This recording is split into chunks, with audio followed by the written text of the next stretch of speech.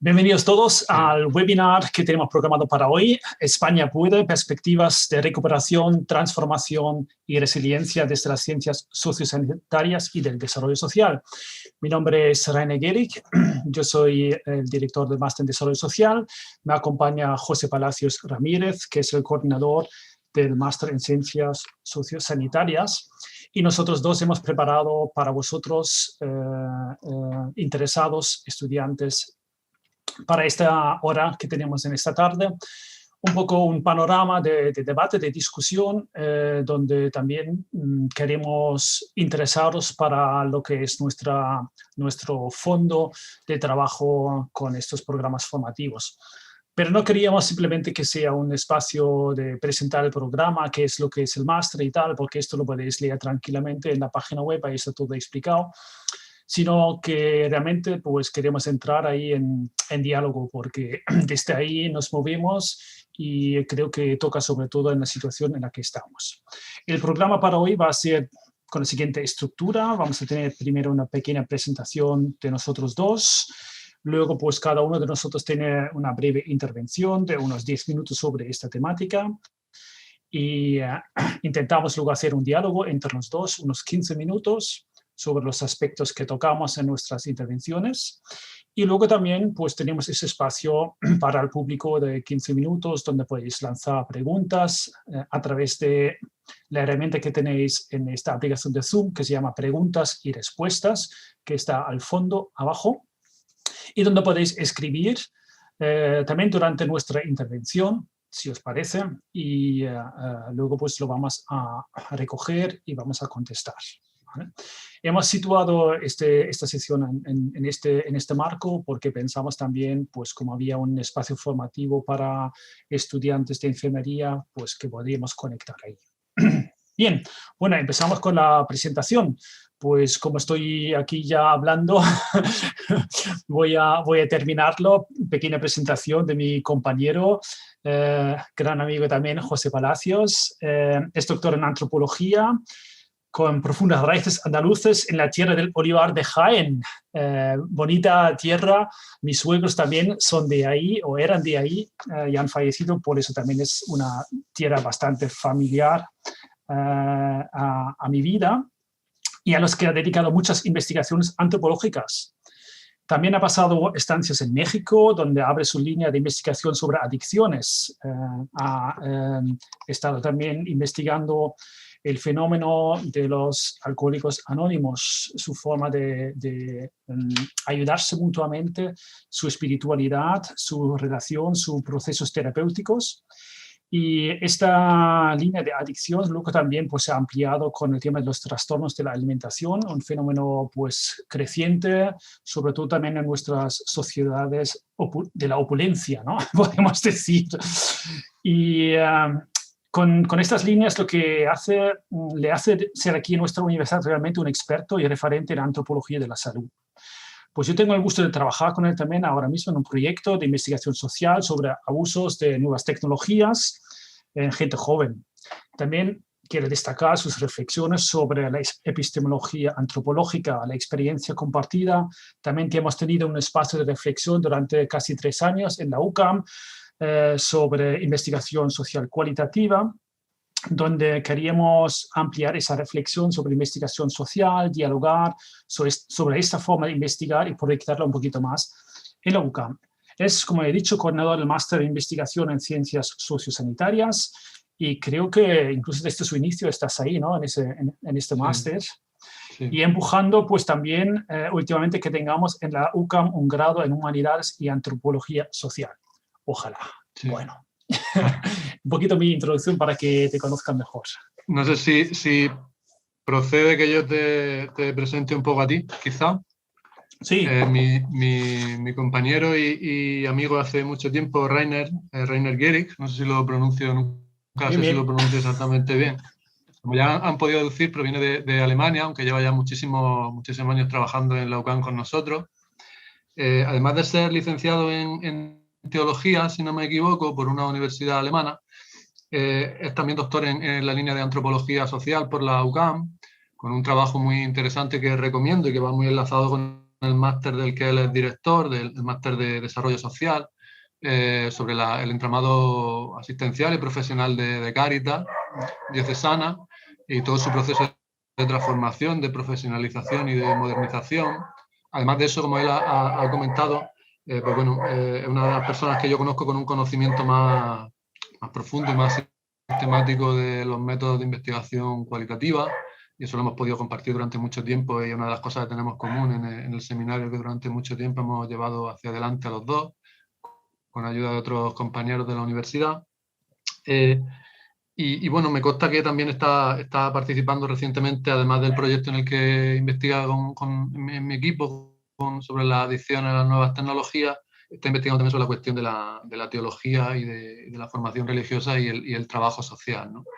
Creo que Rainer es una persona con una formación en investigación social muy, muy interesante y que además tiene un conocimiento de base que aúna, digamos, esa perspectiva social con el conocimiento del entramado asistencial en España, no solo el oficial, el que promueve el Estado, sino también de todo el entramado que depende de la Iglesia Católica, del tercer sector, y bueno, tiene ese tipo de conocimiento desde abajo de cómo funcionan las organizaciones y de esa empatía, ese acompañamiento de las personas, que creo que es perfecto para el título que él promueve, ¿no? Y bueno, me faltaría por añadir que también es la cara visible pues del Instituto Juan Pablo II, ¿no? De teología social o de doctrina social de la Iglesia, ¿no? Aquí en la UCAM.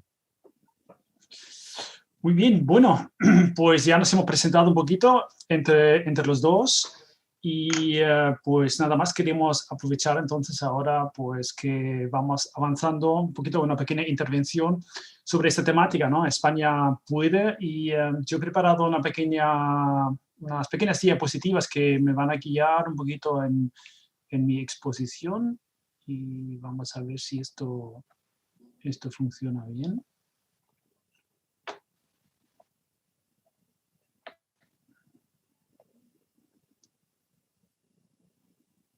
Ok. Bien. Bueno, el tema que hemos buscado es España puede. Lógicamente es un tema que ha nacido desde la experiencia de los últimos año y medio del impacto de la COVID, ¿no? Que hemos sufrido todos y que nos ha dejado unas imágenes muy chocantes, que nos han impactado muchísimo. He elegido esa primera imagen sobre todo porque muchos sois del ámbito de las ciencias sociosanitarias, ¿no? Una situación de la UCI en los tratamientos de personas afectadas gravemente por COVID. Ha impactado fuerte en nuestra sociedad, cifras de muertes, parálisis total, ¿no? De la vida económica, social. Nos ha hecho realmente pues pensar con más rigor qué está pasando realmente en nuestra sociedad. Vivir situaciones que para muchos de nosotros han sido desconocidas porque esas crisis tan fuertes pandémicos aquí en España, pues nosotros no lo conocíamos. Era una situación bastante nueva. El impacto económico, pues hay un pequeño gráfico, lo veis claramente, pues ha sido devastador, ¿no? Cómo ha caído el PIB en un año,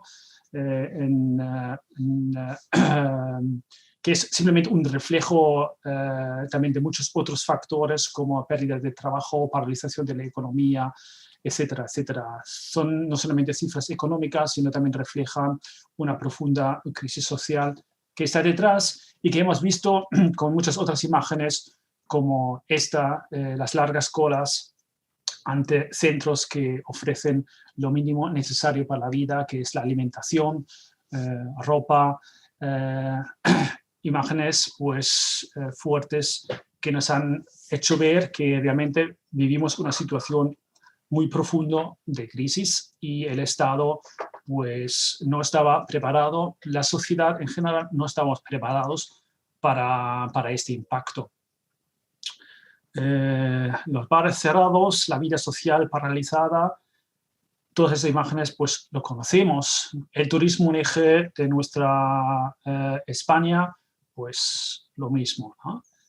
Pero también no solamente hemos visto esas imágenes negativas, impactantes, sino también hemos visto imágenes que reflejan elementos muy positivos. La solidaridad, el compromiso de muchas personas, no solamente del ámbito sanitario, también del ámbito social, cómo han reaccionado, cómo realmente pues, han dejado su piel en responder con todo lo que tenían en sus manos e incluso lo que no tenían.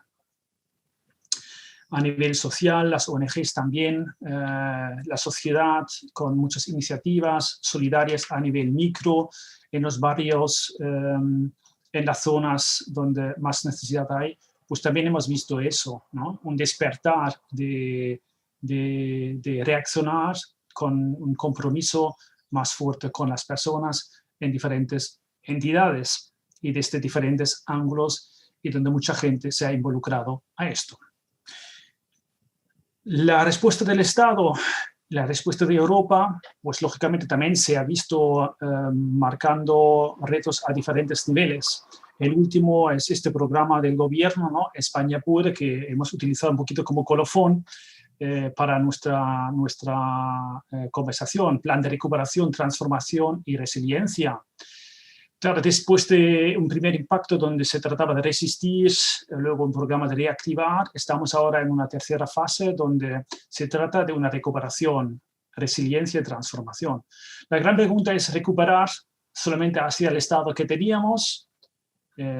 Transformación significa algo más. Resiliencia, pues también esa capacidad de responder mejor de un futuro incierto y donde fenómenos como esta pandemia se pueden repetir, ¿no? Cómo podemos ser más fuertes, tener más capacidad de responder ante estos nuevos riesgos. Eso está ahí, ¿no? Resiliencia, recuperación, transformación. Y ahí, pues, son salidas europeas de la crisis, que ese programa, pues, del gobierno dentro del programa europeo, pues, quiera formalizar.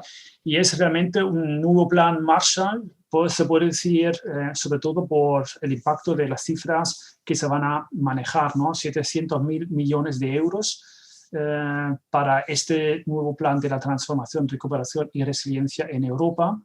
Es un aspecto de impacto fuerte y la cuestión es cómo vamos a utilizar estos nuevos recursos, hacia dónde, ¿no? No voy a entrar mucho más en este programa más político porque este análisis se han hecho varios con voces críticas. Si lo leéis, ese programa también podéis ver que muchas palabras muy bonitas, pero parece que realmente las ideas, hay una escasez, ¿no? También de ideas.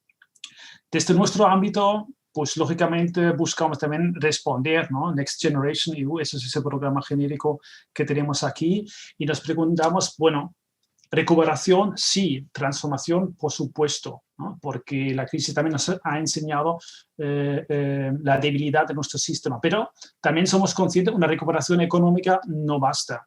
¿Por qué? Porque vivimos ya una situación desde hace bastante tiempo límite. Límite, sobre todo en el aspecto del entorno ecológico que tenemos. Y esta imagen, ¿no? lo demuestra bastante bien. Tenemos unos problemas estructurales, no solamente en España, sino en muchos países desarrollados que prácticamente radica en nuestro modelo de desarrollo. Esto es el problema que tenemos. Nuestro modelo de desarrollo, Kate Raworth en 2017 pues, quería ofrecer ahí unas alternativas económicas con este libro Donut Economy, donde vemos un poquito dónde está el problema. Los grandes flecos rojos, ¿no? Significa que superamos la capacidad ecológica de responder, de regenerarse, de recuperarse, de mantener un equilibrio. Cambio climático, pérdida de biodiversidad, la pérdida de país fértil, etcétera, etcétera, etcétera, ¿no? Esos son algunos puntos rojos donde, digamos, en términos inglés tenemos un overshoot, ¿no? Es que nos hemos pasado, ¿no? Hemos superado esa capacidad de regeneración ecológica que durante miles de años se había establecido. Y por el otro lado, ya es el círculo más para adentro, nos hemos quedado corto en muchos elementos sociales, ¿vale? En esa equidad social, en la participación política, en el tema del paz y de la justicia, en el tema de los ingresos y del trabajo, en el tema de las casas, en la igualdad de género, etcétera, etcétera, ¿no? Ahí detectamos claramente que ahí nos hemos quedado corto y por otro lado, pues nos hemos pasado bastante, ¿no?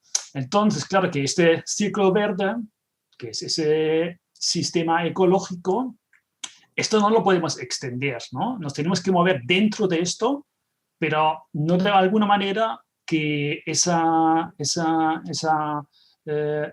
respuesta demasiado corta a nivel social, pues se vean más afectado a más personas, ¿no? La creciente desigualdad. Entonces, pues ahí estamos, ¿no? Desde una perspectiva de máster en desarrollo social, reflexionar sobre esto. Y sobre todo, tenemos que entender por qué estamos donde estamos y qué es lo que falla, ¿no? ¿Qué es lo que falla? Yo creo que, sobre todo, falla una perspectiva adecuada antropológica. El modelo antropológico del Homo economicus, que realmente gobierna, ¿no? Ese sistema liberal capitalista que tenemos, es una reducción y realmente no comprende bien cómo somos como seres humanos. Es una reducción. Y ahí pues deberíamos ampliar, ¿no? O convertir ese modelo del Homo economicus y recuperar una antropología, una visión del hombre que realmente responde a lo que somos. Thomas Björkman, en ese libro The World We Create, ha hecho un buen análisis, ¿no? Desde la historia, cómo hemos llegado a este punto. El subtítulo es De Dios al mercado. Es un libro muy interesante, bastante complejo de leerlo, pero creo que tiene algunas indicaciones muy interesantes, ¿no? Y sobre todo es la búsqueda de responder con un conocimiento más complejo. No podemos formular respuestas simples ante las cuestiones tan radicales que se nos plantean y que son complejas y donde tenemos que buscar una forma de responder adecuadamente. Desde el máster en desarrollo social, nosotros le intentamos con esta pregunta clave, ¿no? ¿Qué conocimiento para qué desarrollo? ¿No? Transformación, recuperación y resiliencia, pues necesitan también esa guía de hacia qué, transformarse hacia dónde, ¿no? Recuperarnos en qué forma, qué, resiliente, pero en qué elemento tenemos que ser resiliente, ¿no? Pues tenemos que preguntarnos, y nos tenemos que preguntar desde una perspectiva del conocimiento, no desde una perspectiva de alguna ideología, ¿no? Basarnos ahí en ese conocimiento, pero tiene que ser un conocimiento más complejo del que tenemos, ¿no? Y sobre todo tiene que ser un conocimiento que al final lo ponemos en práctica, ¿no? Donde nos sentimos comprometidos como ciudadanos que somos, ¿no? Y ahí es claramente una gran cuestión que tenemos delante, es ese equilibrio entre ecología, economía y lo social. Para el conocimiento significa, pues bueno, una aportación hacia ver que la energía, el poder, pues tiene que alcanzar en muchos aspectos un nuevo grado de complejidad en la comprensión, en las ciencias, en la ética, en las narrativas que tenemos, en la estética, en la producción, ¿no? Y todo esto también en un sentido conectado.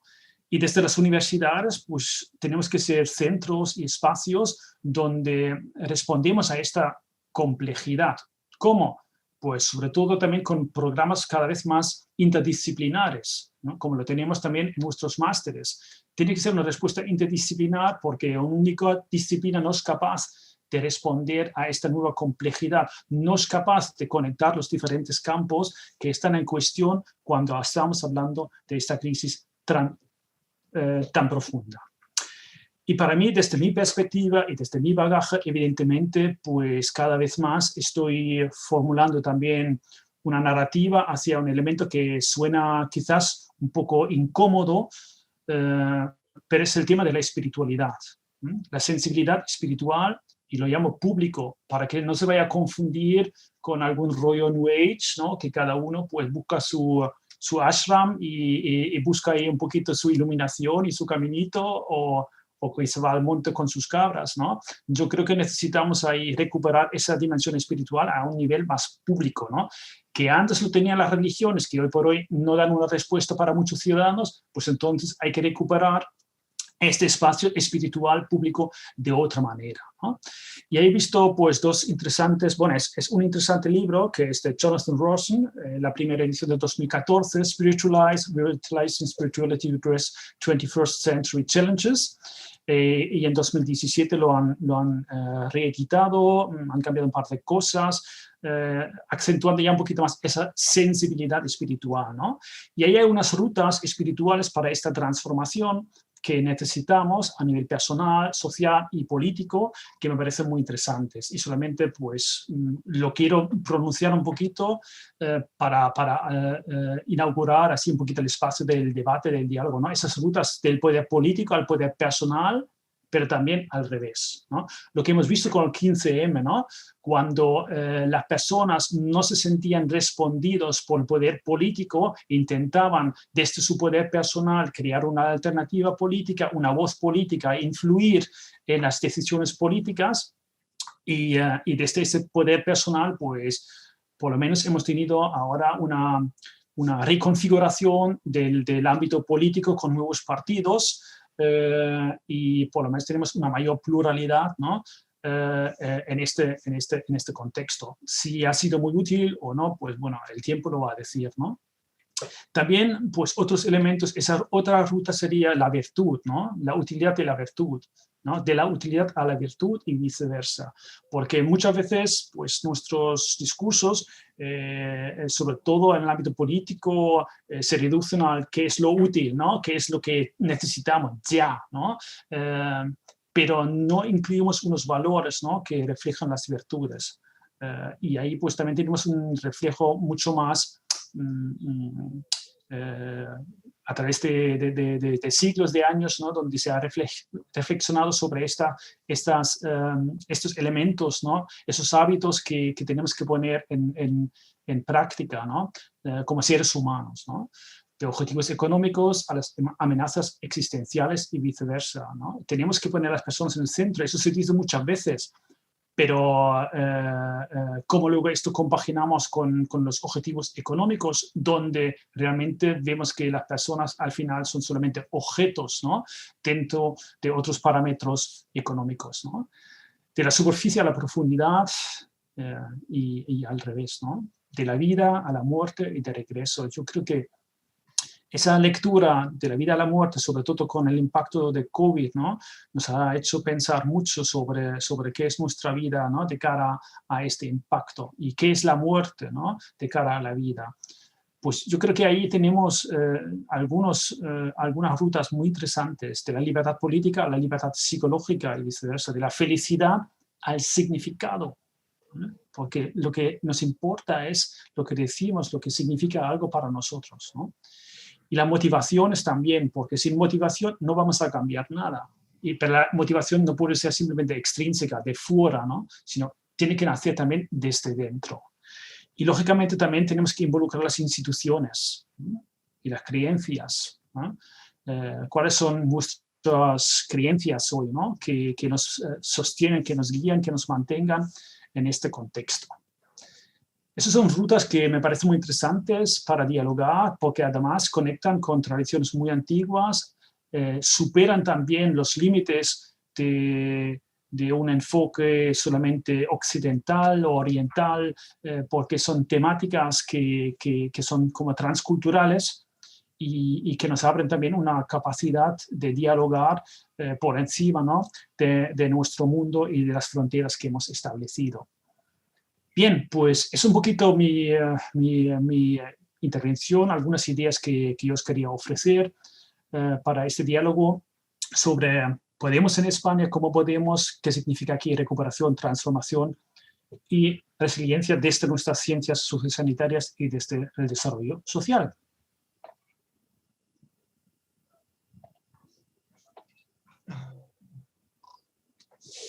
No sé si me he pasado. Bueno, en cualquier caso, no, si te ha pasado, no se ha notado porque ha sido muy interesante.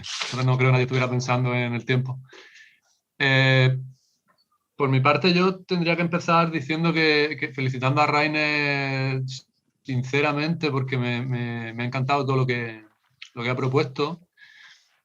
Y sobre todo también, no solo por el vínculo que hay en lo que propone y cómo lo propone, ¿no? Creo que eso es muy importante y creo que es una cuestión importante para entender y para intentar movernos en el mundo actual de otra manera, ¿no? Tenemos que empezar a conectar las ideas que proponemos, que defendemos, que queremos promover y cómo las hacemos, ¿no? Y esa separación del mundo instrumental, de los fines, los medios, los planes, los proyectos políticos de cualquier tipo y las implicaciones que tiene eso a nivel ético, a nivel de relaciones, a nivel de integración en la realidad en la que nos movemos, ¿no? A nivel del tipo de realidad del plano en el que un determinado punto de vista experto, económico, técnico, sanitario, el que sea, nos promueve como una realidad distinta donde parece que entonces se desgaja del resto de implicaciones, ¿no? Entonces yo comenzaría por ahí, ya por enlazar con lo que yo traía preparado, ¿no? Creo que hay una clara conexión entre todo lo que ha estado Rainer contando y que de algún modo se promueve también desde el máster que él dirige, con lo que desde el punto de vista yo intento proponer y está implícito también en el diseño del máster de investigación sociosanitaria, que al fin y al cabo es una visión antropológica y una visión ecológica del ser humano y de sus problemas, ¿no? Y cuando decimos ecológica, no es ecológica en el sentido de los problemas ecológicos, de la relación que tenemos con el medio natural, que también, sino también una forma más amplia, más compleja, me gusta mucho utilizar ese término, y más delicada en cuanto a cómo percibimos las alteraciones que generamos en la realidad cada vez que pensamos algo, hacemos algo, decidimos algo, movemos algo, ¿no? Una visión mucho más delicada de los procesos, sobre todo de desenvolvimiento de las intervenciones técnicas que realizamos en el mundo social y de las implicaciones que eso tiene. Yo creo que ese es el principal vínculo que tienen los dos másteres entre sí, ¿no? Una visión más humana, una visión más social, una visión más compleja de las implicaciones que tiene el desarrollo o que tiene el mundo sanitario como práctica, en la que está, por supuesto, el Estado y en el que están las ciencias, los conocimientos expertos, pero en las que hay también unos usuarios, hay una realidad social, un contexto y unas implicaciones a futuro también que son importantes tener en cuenta como sociedad si queremos de verdad participar y decidir qué tipo de sociedad, qué tipo de modelo de sociedad y de persona y de realidad queremos, no solo ahora, en un presente, en un futuro inmediato, sino en un futuro a largo plazo para nuestros hijos, para nuestros nietos, para los que vienen después, ¿no? Que es un poco quizás lo que parece que el ser humano, o al menos los que dirigen las sociedades occidentales, han perdido un poco de vista, como si no esperasen que viniese nadie después. Estuviésemos atrapados en esa especie de futuro de ciencia ficción donde nos vamos a otro planeta o donde determinadas formas de tecnología nos permiten sobrevivir con otros cuerpos, todo ese tipo si se permite el término, de estupideces, ¿no? Creo que, claro, esa idea de complejidad es muy interesante también porque implica entonces no pensar solo la cuestión del desarrollo, pensando en poblaciones marginales, o en poblaciones rurales, o en poblaciones que se tematizan como peligrosas o como complicadas, sino cuando pensamos en el modelo de desarrollo para toda la sociedad, ¿no? Para la sociedad española en este caso, y los retos que salen de ese contexto de crisis del que hemos salido, ¿no? Y ahí creo que esa visión ecológica de la que de algún modo vamos a proponer los dos al final en este diálogo, tiene que ver, por un lado, con percibir esas oportunidades de cambio, de regeneración, de redefinición de nosotros mismos como sociedades, en un sentido de promover o de redefinir determinados equilibrios, de tener en cuenta los equilibrios, que es muy importante a nivel ecológico, pero también es una cuestión de cambiar la percepción. Y ahí es donde creo que era muy interesante lo que Rainer apuntaba sobre la inclusión de la cuestión de la espiritualidad, que no necesariamente tiene que ver con la cuestión institucional de las religiones, sino que tiene que ver con ese espacio público o con una cuestión de un marco moral muy duro, muy punitivo, sino tiene que ver con un marco social más amplio de pluralismo donde quepa en la cuestión de la espiritualidad y de la trascendencia de una percepción más compleja y más amplia que es verdad que es un hecho transcultural y transhistórico, ¿no? Que parece que hemos intentado abandonar, pero que al final nos persigue porque es lo que somos, ¿no? Como seres humanos y como sociedades. Respecto a la cuestión de la crisis, por empezar en términos generales, yo diría que al menos yo percibo la cuestión de la resiliencia como un cuestionamiento por hacer, ¿no? Deberíamos, más allá de conclusiones moralistas o más allá de conclusiones patrióticas y todo ese tipo de cuestiones movidas por la emoción y por una emoción muy inmediata, que es hacia donde se nos conduce todo el tiempo, desde los más medios y desde los ámbitos políticos, creo que como sociedad y como individuos y sobre todo también desde las ciencias sociales especialmente, tenemos la responsabilidad de de proponerle el reto a la sociedad, a distintas instancias políticas, científicas, institucionales, etcétera, etcétera, de establecer un diálogo y una reflexión crítica de qué hemos aprendido de todo esto, qué somos capaces de aprender. Y no de una manera inmediata como quien ha vivido una experiencia y ya lo debería saber, sino qué procesos de elaboración del conocimiento y de la reflexión somos capaces de empezar a implementar a partir de ahora para llegar a determinado tipo de conclusión, es decir, que somos capaces de aprender de todo esto. O que no, ¿no? Y que nos imposibilita aprender, sacar unas lecciones interesantes, transformadoras de todo esto. Creo que quizá ahí hay determinados límites que tienen que ver con determinadas ideas del 19 o de los marcos sociales de los que históricamente provenimos, como los marcos nacionales, no aceptar la realidad transnacional o el globalismo, los nacionalismos, determinados tipos de extremismos que nos impiden todo el tiempo llegar a un diálogo interesante, una reflexión rica e incluyente, no solo dirigida a quienes piensan como nosotros,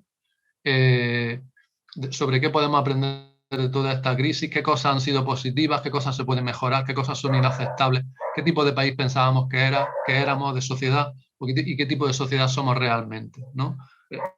Realmente en todo este proceso ha habido cosas, como decía Rainer y se deducía de las fotos que él ponía, cosas muy interesantes, muy positivas o aparentemente positivas de todo este proceso, pues los aplausos, el compromiso al menos aparente, con el personal sanitario, el reconocimiento de la importancia de la cohesión como sociedad, el valorar el sistema sanitario tan importante y tan potente que tenemos en España, a pesar de los recortes, a pesar del descenso en el gasto público en sanidad, etcétera, de las privatizaciones, etcétera, etcétera, ¿no?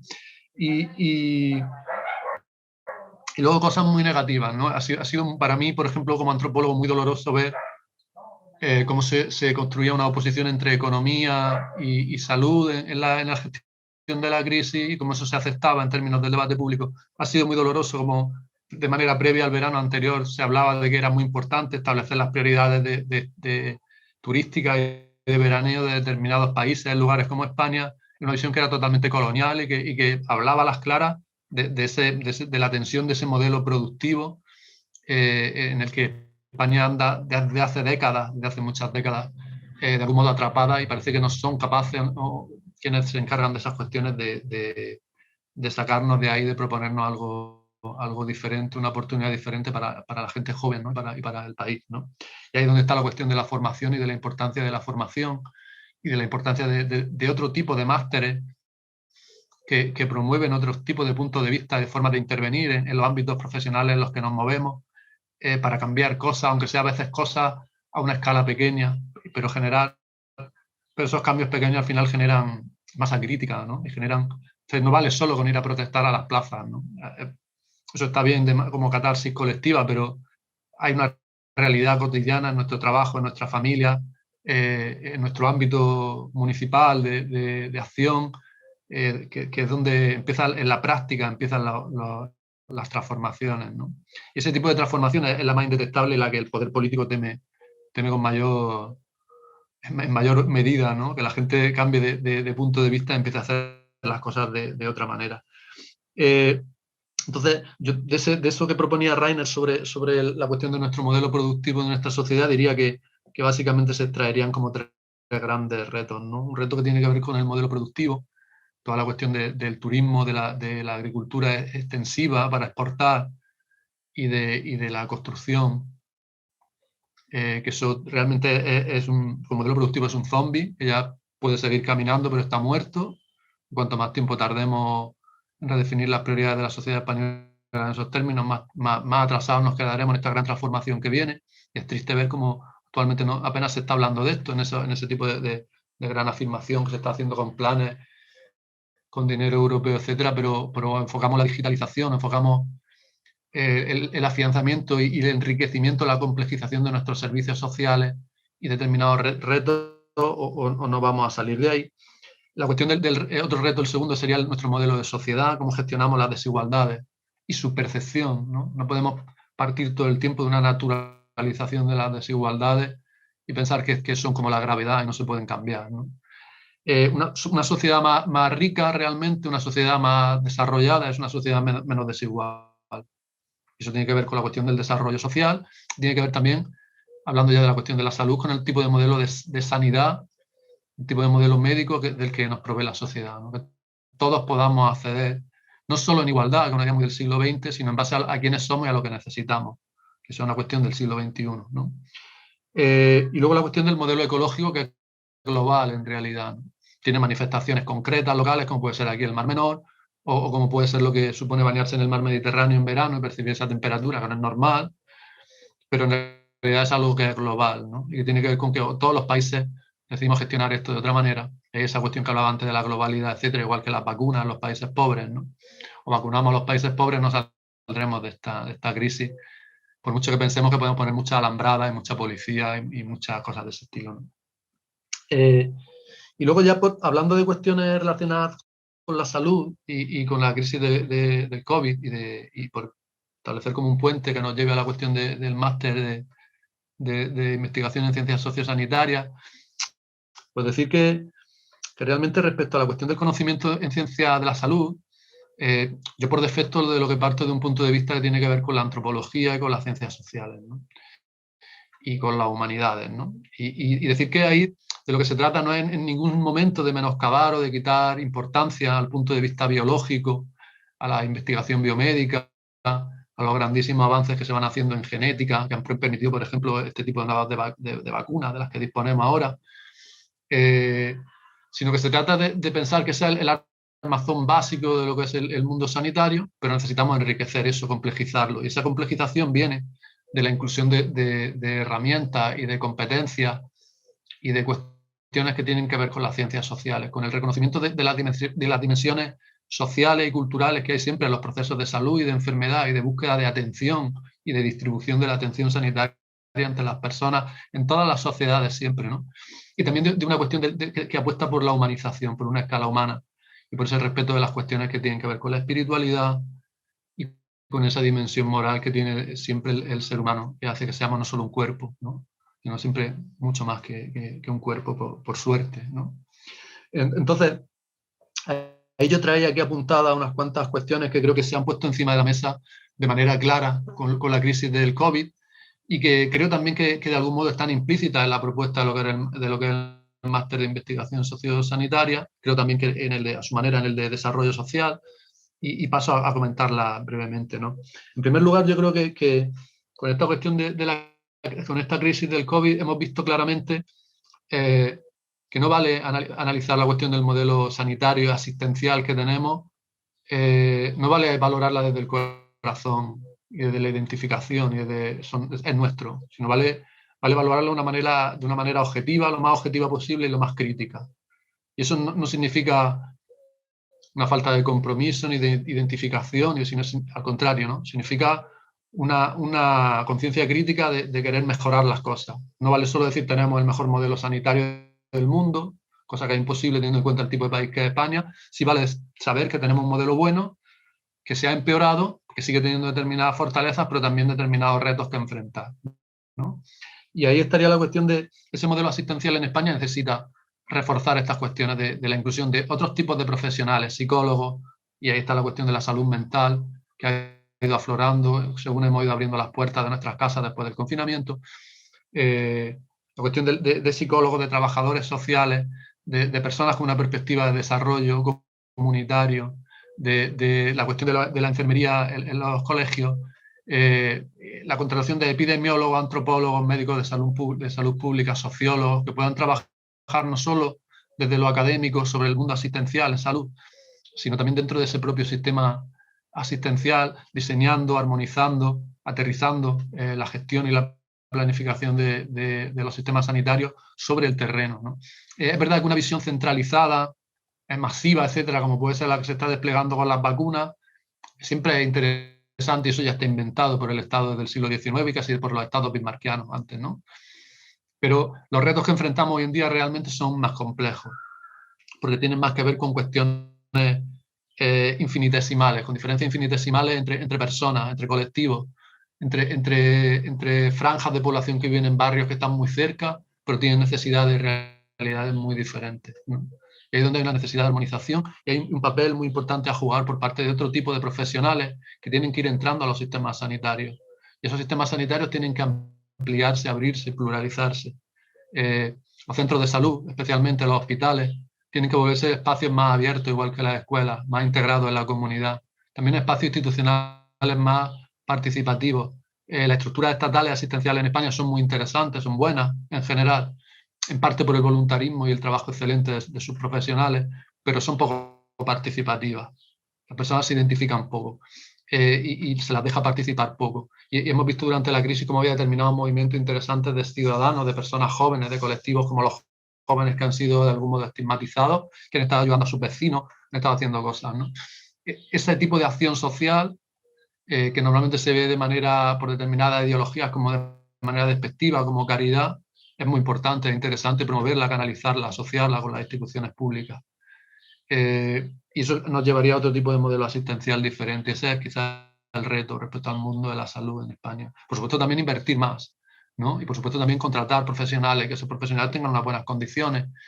Y toda la cuestión que tiene que ver con la biomedicina, la investigación biotecnológica, por supuesto, ¿no? Ese capital que España deja escapar es muy valioso y es una muy mala decisión de management, ¿no? Pero la otra vertiente de que no se ve tanto es también muy importante, y eso de algún modo lo tratamos de promover desde el máster, ¿no?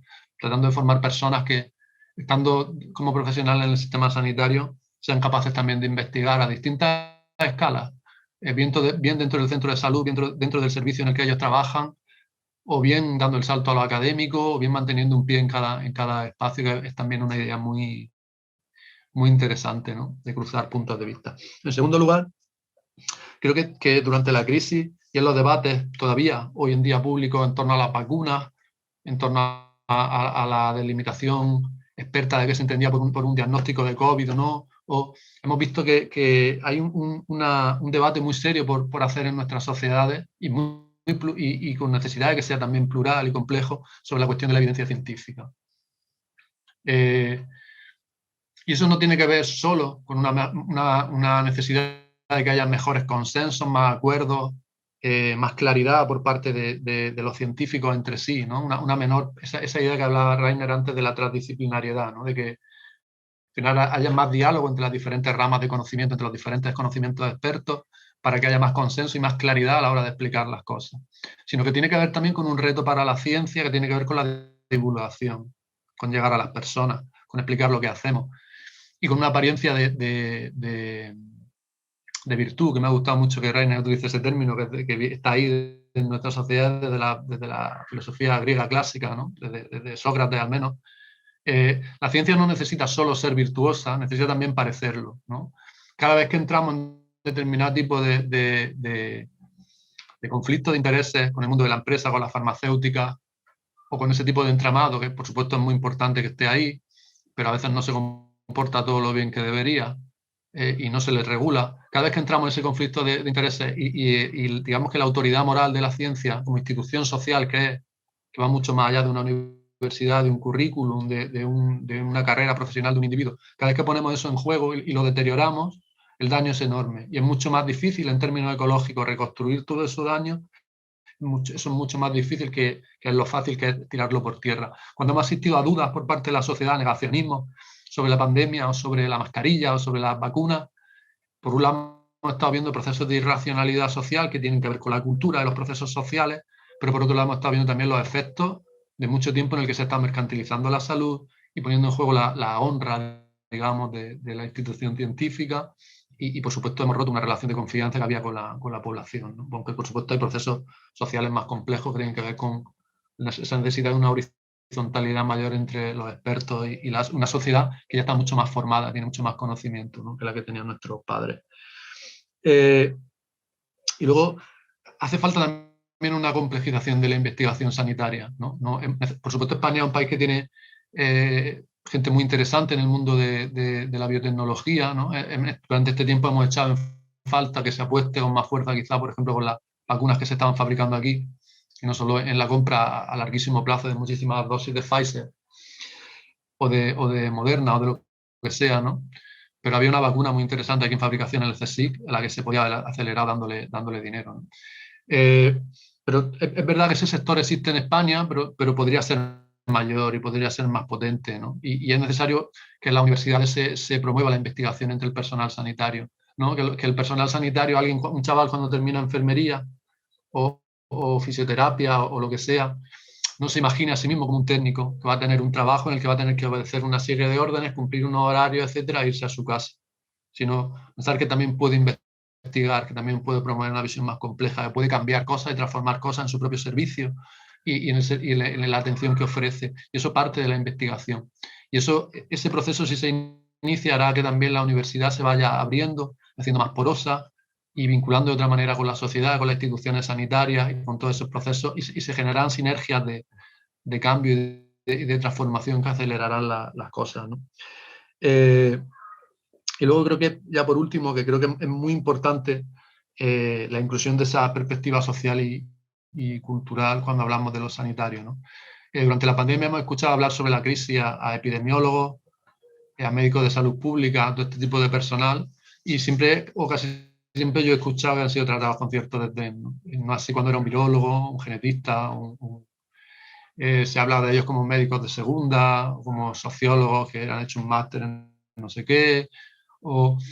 Es obvio y ha quedado claro con la crisis, con esta crisis, que algo tan biológico, tan experimental como un virus, afecta en mayor medida a determinada población por edad, o por clase social en ciertos barrios, o porque tienen cierto tipo de trabajo, o porque utilizan más el transporte público, o porque tienen cierto tipo de casas, o porque tienen determinado número de personas viviendo en una misma casa, o porque tienen cierto tipo de costumbres, o cierto tipo de formas de comportamiento que no tienen otros, etc., ¿no?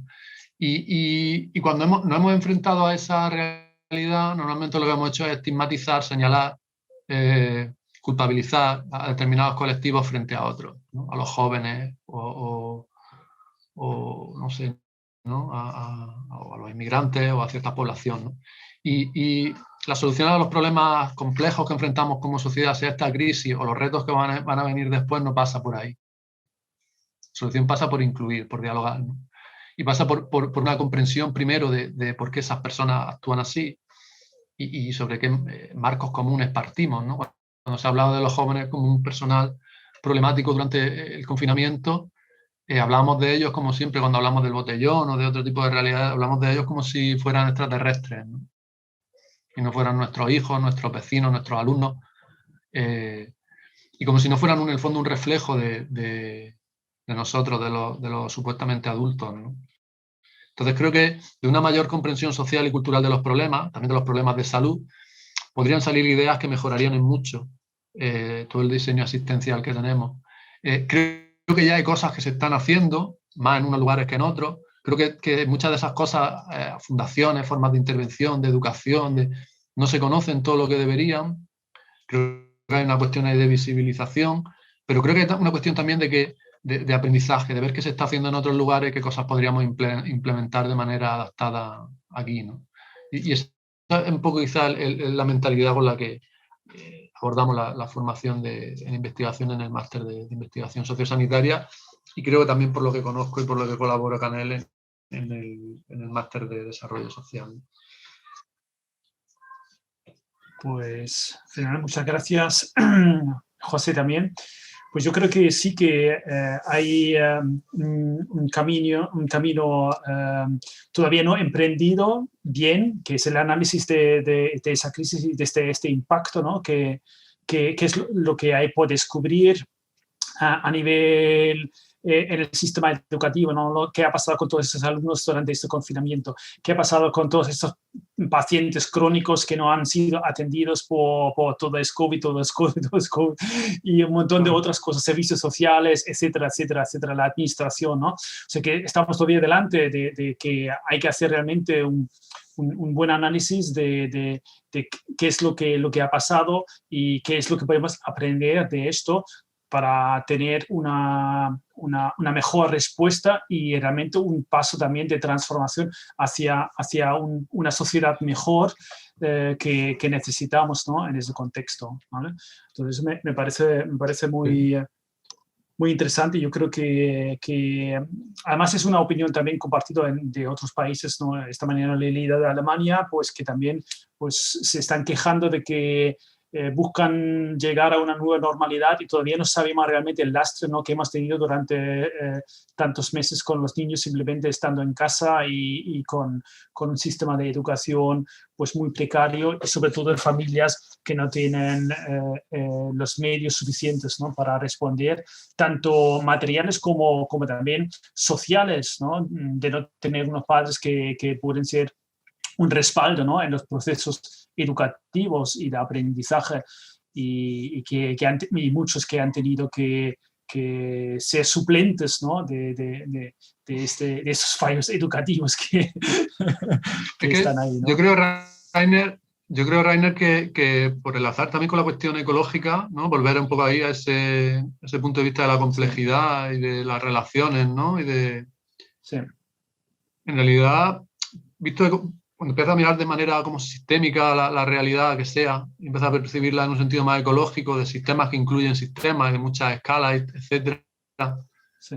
Ahí dentro siempre hay procesos, ¿no? Y hay procesos de continuo de cambio, de reequilibrio, todo está moviéndose y al mismo tiempo está estable también, ¿no?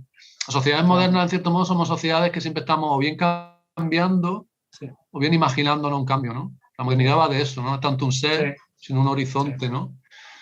Y en esa cuestión lo que yo percibo es que donde hay mucho poder y un poder que no se percibe, no ese tipo de poder que alguien tiene, en plan malvado, sino la capacidad que tenemos de influir y de convertir mi marco de preocupaciones, de intenciones, etcétera, convertirlo en algo común, ¿no?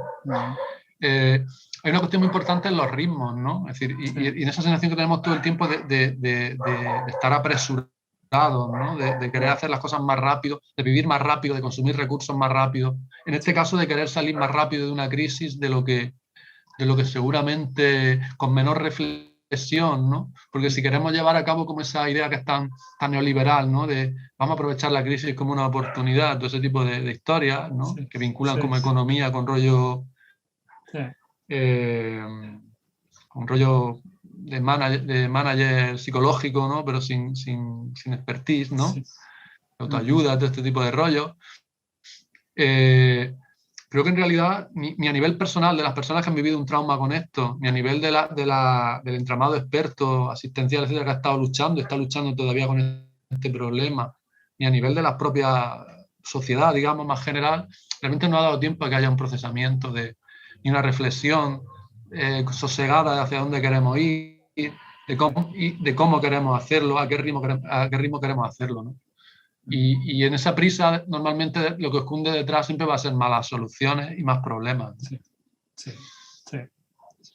Bien, pues vamos a mirar también el tiempo, a ver si de los participantes también nos quieren lanzar alguna pregunta, si se quieren involucrar un poquito en el debate que tenemos aquí.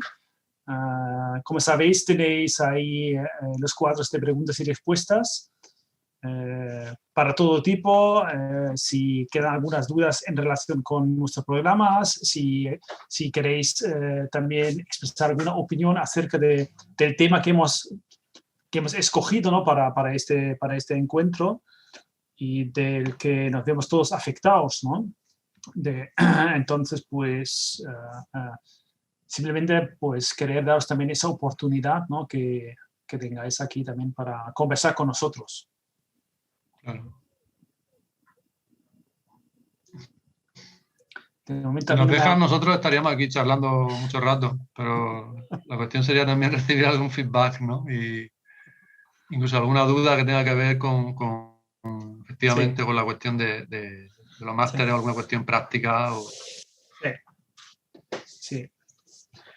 Hombre, para nosotros siempre, yo creo que, bueno, yo el último año en el máster lo he vivido bastante entretenido en el sentido de que como hay alumnos también de diferentes zonas geográficas, ¿no?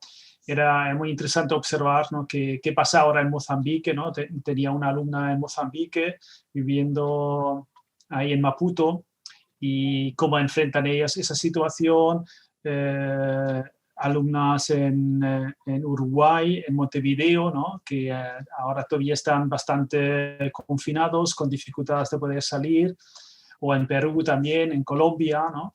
Y y pues esos contactos también eran interesantes, ver un poquito, ¿no? Cómo viven ellos esa realidad, ¿no? Cuáles son sus preocupaciones, cuáles son las dificultades ahí, similitudes en las respuestas, en cómo al final padecen, ¿no? Los mismos fenómenos que también nosotros hemos padecido, ¿no?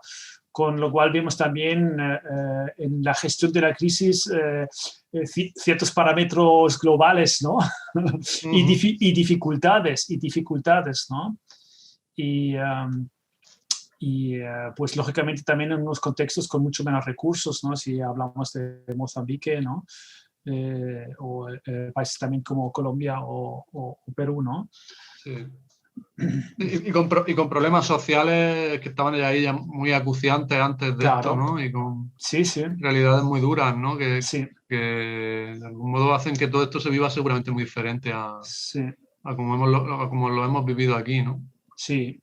Que son muy interesantes esa ventana. Solo ponerte en ese lugar mental ya es un... Sí.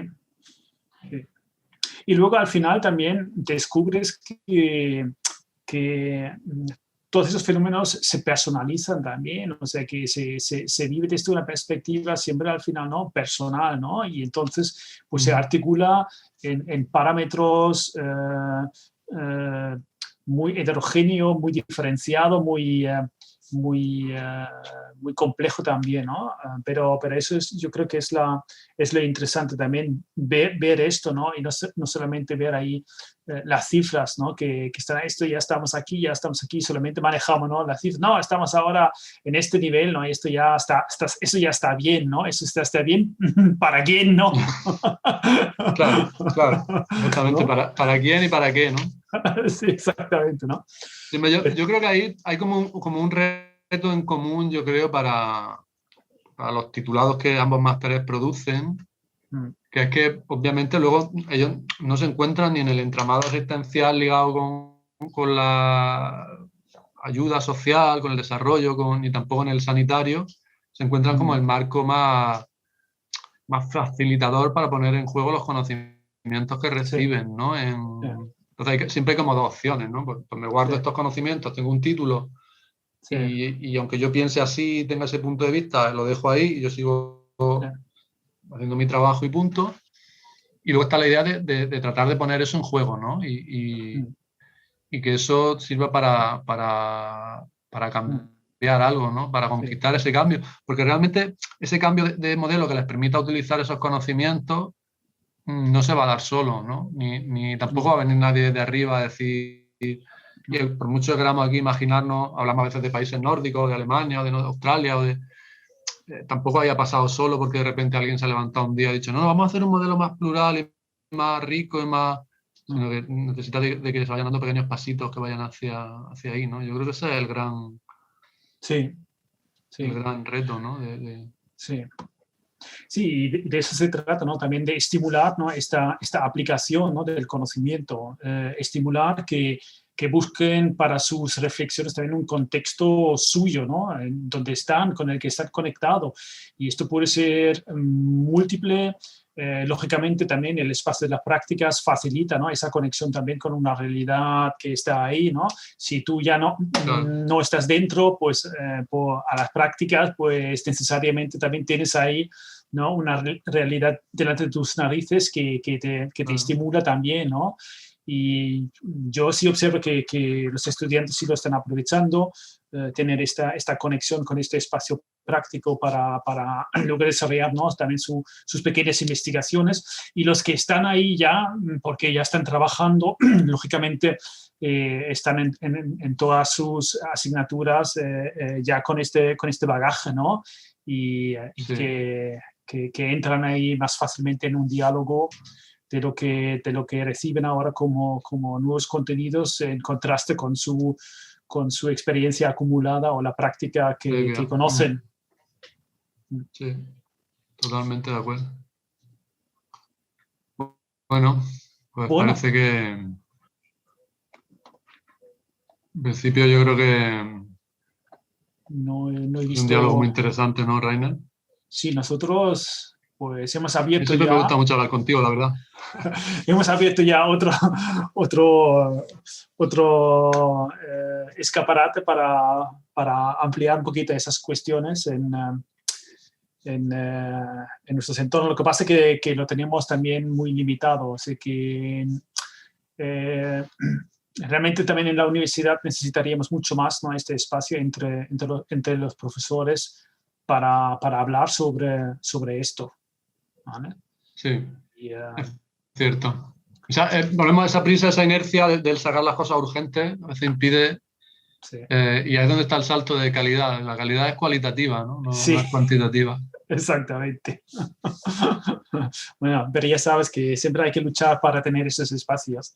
Por lo menos hoy hemos tenido una horita y creo que he aprovechado bastante bien, así que a mí me ha encantado también. Be Water, my friend, es mi máxima, ya sabes. Bueno, y también agradecerle a Carmen también, que está ahí, que ha estado con nosotros acompañándonos a nivel técnico. Exactamente. Muy bien. Y bueno, a los asistentes y nada. Exactamente. Pues que ha sido un placer. Tú y yo seguiremos hablando, Reiner, igualmente. Con un café pronto. Exactamente. Pues saludos a todos y que ánimo con lo que os queda para terminar con cosas en este curso, este semestre. Y pues nada, también energía con tomar decisiones para futuros proyectos de formación, de ejercicio profesional y buscar eso, en el encuentro, el diálogo, la reflexión y dentro de unos marcos que también están saturados por unos buenos valores. Sí, señor. Un saludo, un abrazo a todos. Hasta pronto. José, buenas tardes.